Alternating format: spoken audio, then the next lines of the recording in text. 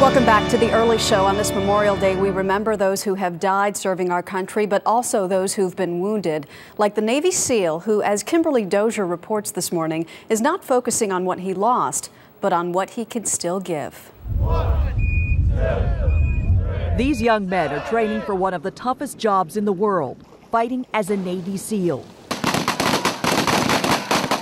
Just ask this SEAL officer, who we'll call Lieutenant J, deployed to the battlefield of Iraq, ambushed with his team, and shot 8 times. Oh yeah, I got angry and I said, you know, I'm not going to die here. I'm not going to give these guys the satisfaction of knowing that they killed me.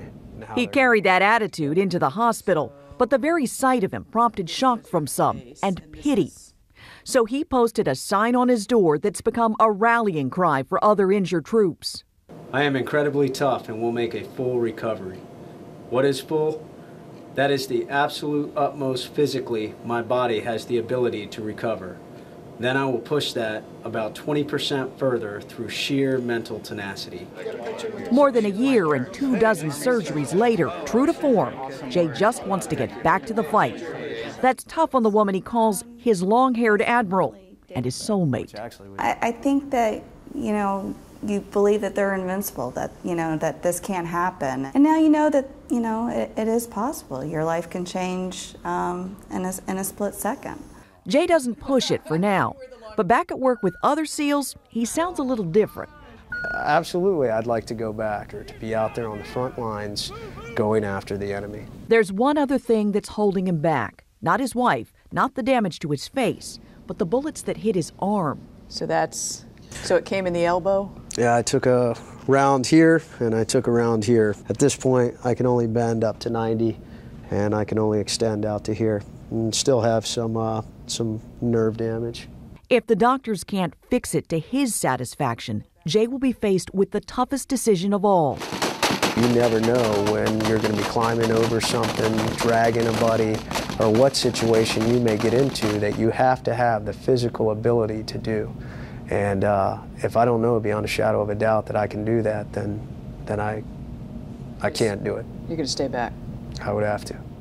Taking the hardest hit since his injury for his team by choosing to stay out of the fight.